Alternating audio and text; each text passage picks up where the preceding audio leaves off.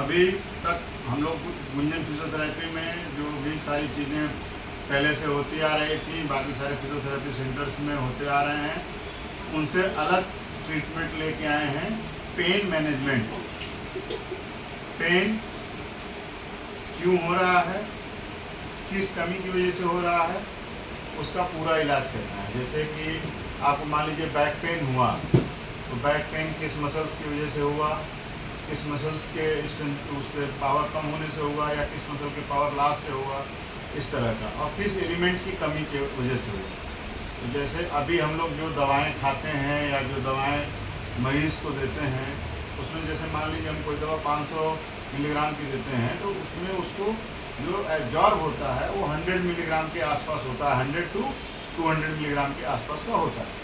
लेकिन अभी जैसे हम लोग ये जो न्यूट्रिशनल एलिमेंट देते हैं, जैसे इसमें हमारे सामने ये रखा हुआ है, मान लीजिए किसी को पेन हो रहा है क्रोमियम की कमी की वजह से, सपोज दैट, तो ये क्रोमियम प्योर क्रोमियम है, इससे जो है हम लोग इसका बना के देते हैं, डाइल्यूट करके देते हैं, जिससे उसके पेन में रिलीफ होता है और वो परमानेंट रिलीफ हो जाता है।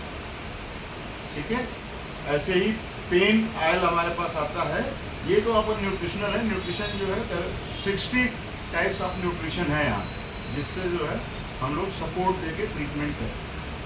आगे उसके हम लोग जानते हैं कि जैसे किसी भी मरीज़ को दर्द हो रहा है, घुटने में मान लीजिए दर्द हो रहा है, तो उसमें अब हम लोग कैल्शियम प्रोवाइड कराते रहते हैं। मतलब जो इतने डॉक्टर को दिखाओ सब लोग कैल्शियम ही कैल्शियम देता है, और उसका घुटना ठीक नहीं होता।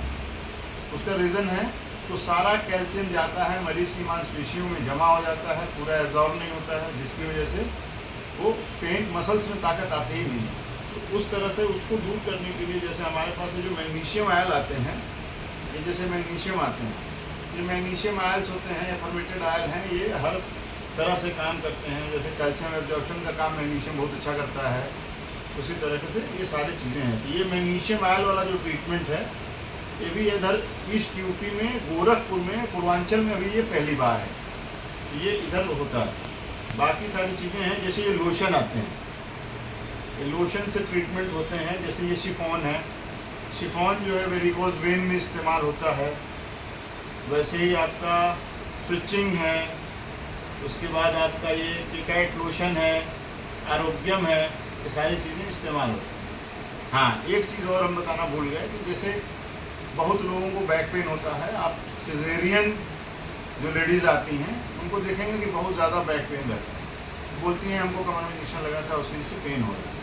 तो वो एक अलग मैटर होता है, वो स्कार होता है। तो हमारे पास एक लोशन आता है आरोग्यम, जिसको लगाने से इस तरह का लोशन होता है, तो जिसको लगाने से वो स्कार वाला पेन काफ़ी कम हो जाता है। बट ये है कि वो अलग से उसकी ड्राई निडलिंग वगैरह होती है।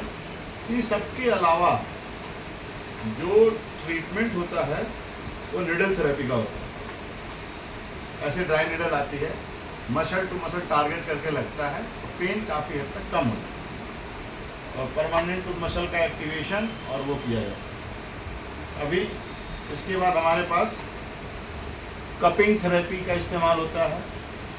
कपिंग थेरेपी अभी हम दिखाएंगे आपको अगले वीडियो में, कपिंग थेरेपी कैसे की जाए। ठीक है।